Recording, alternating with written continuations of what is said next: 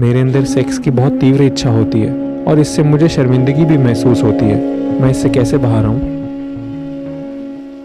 आपका अस्तित्व, आप असल में एक सेक्स से फैलने वाली बीमारी हैं, पता है?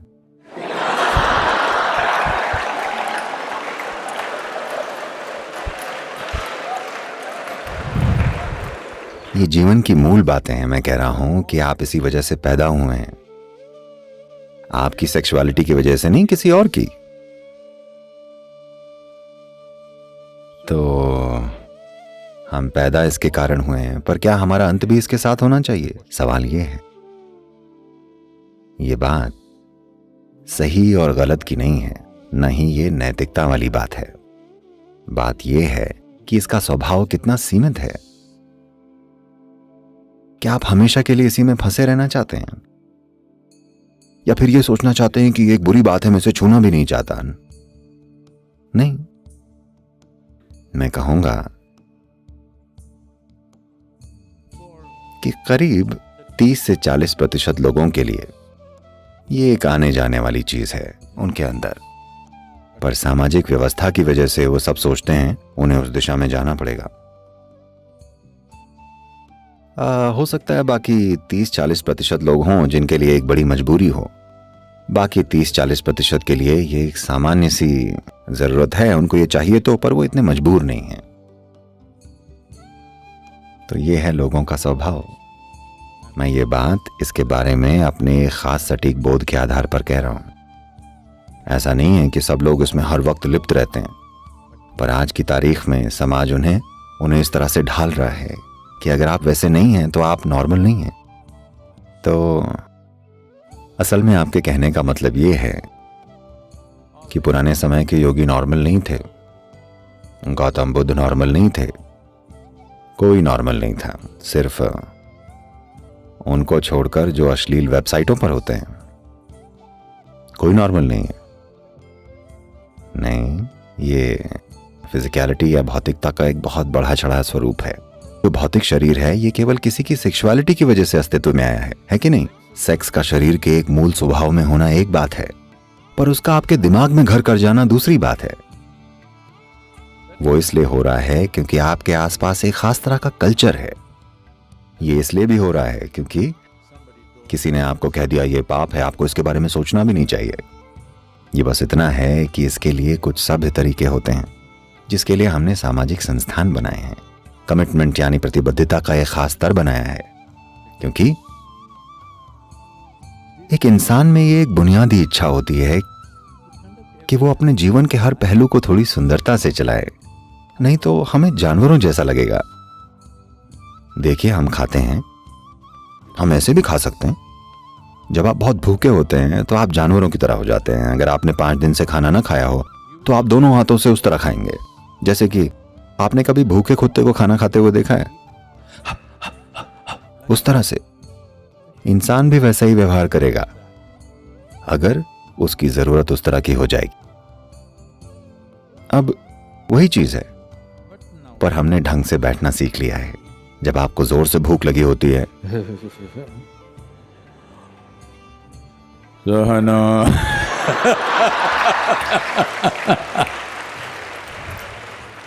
कोई ब्रह्मचारी होंगे जो आपको अपने फेफड़ों की ताकत दिखा रहे होंगे।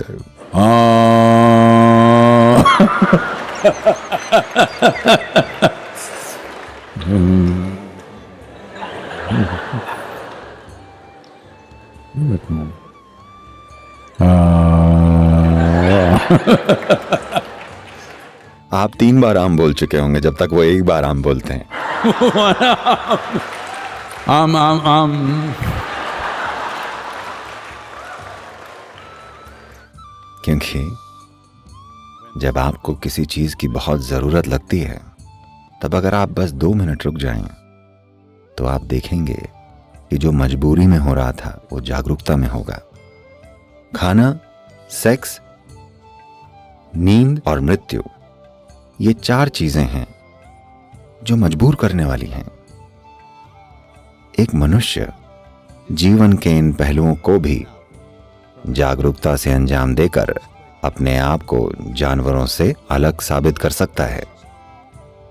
सिर्फ तभी तो अगर आप इन चीजों को धरती के दूसरे जानवरों की तरह करते हैं तो जैसे ही आप किसी को ऐसे देखते हैं आप कहते हैं वो जानवरों जैसा है, होता है ना? तो इंद्रियों के स्तर पर सभी में कुछ विवशताएं होती हैं, पर आपके पास एक बुद्धि है जो आपको जागरूक बना सकती है और आप जीवन के उस पहलू को जागरूकता से अंजाम दे सकते हैं। अगर ऐसा नहीं हुआ तो आपको आए दिन बलात्कार, वहशीपन और वैसी घटनाओं के बारे में सुनने को मिलता है। उस व्यक्ति की भी किसी दूसरे व्यक्ति के जैसी ही इच्छाएं हैं, पर वो इसे सही ढंग से, गरिमापूर्ण तरीके से नहीं कर पाता क्योंकि उसकी मजबूरियां उसकी बुद्धि पर हावी हो जाती हैं। तो पहली बात ये कि आप इसके बारे में ये सारी बकवास छोड़ दीजिए कि ये पाप है, नैतिक रूप से गलत है। मुद्दा वो नहीं है। समझने वाली बात यह है कि ये चीज सीमित चीज है। बहुत सारे ऐसे लोग हैं जो खाते खाते रुक नहीं पाते। हेलो,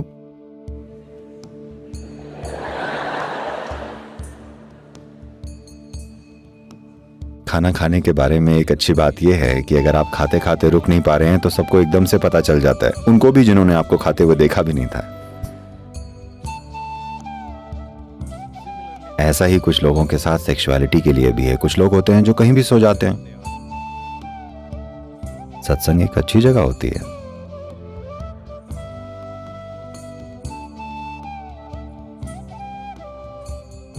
ये होता है, कोई बात नहीं। तो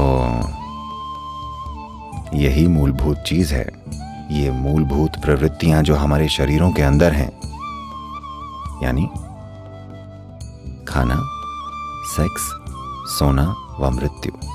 जब आप इन चारों चीजों को जागरूकता से अंजाम देते हैं, सिर्फ तभी आप मनुष्य होते हैं। मृत्यु को भी मैं कह रहा हूं, तभी आप सही मायने में मनुष्य होते हैं। नहीं तो आप एक क्रमिक विकास की गलती हैं। तो मैं क्या कर सकता हूं सदगुरु, ये तो क्रमिक विकास है। नहीं, यही तो असली बात है। एक बार जब आप मनुष्य बन गए तो क्रमिक विकास या एवोल्यूशन आपकी मर्जी से होता है। क्या आप विकसित होंगे या नहीं? जब आप बंदर थे, आपने मनुष्य बनना चुना नहीं था, पर एक बार आप मनुष्य बन गए तो आप किस तरह के मनुष्य बनना चाहेंगे, यह आपका चुनाव है। मजबूरी भरे किसी क्षण में आपको लग सकता है कि आपके पास कोई चारा नहीं है। नहीं, आपके पास चुनाव है। आपने बस अभी उन चुनावों का इस्तेमाल करना नहीं सीखा है। प्रवृत्तियां आप भी हैं, पर आप उन्हें चुन सकते हैं, मजबूर होकर नहीं। यही वो अंतर है। आप सभी सेक्स की वजह से पैदा हुए हैं, पर क्या आपको इसी के लिए अपना सारा जीवन जीना चाहिए? ये एक चुनाव है। ये एक चुनाव है।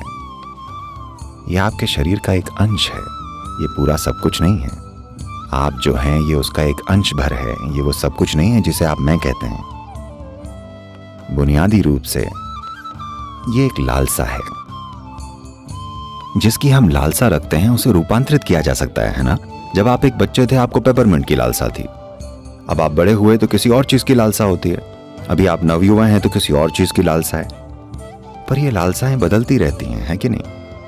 This longing, will it change by the compulsions of time or will it change? ये लालसाएं क्या ये समय की मजबूरियों से बदलेंगी या फिर ये बदलेंगी आपके चुनने से, सचेतन चुनाव से?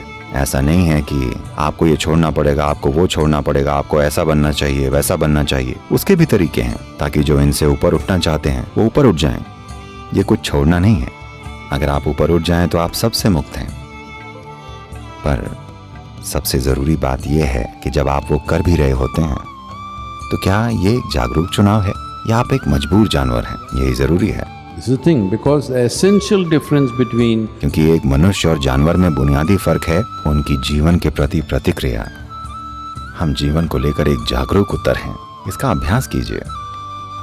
कोई बात नहीं, आपको इसको लेकर ग्लानि में नहीं रहना चाहिए। अरे मैं सेक्स की तीव्र इच्छा से मजबूर हूं तो मैं आध्यात्मिक नहीं हूं।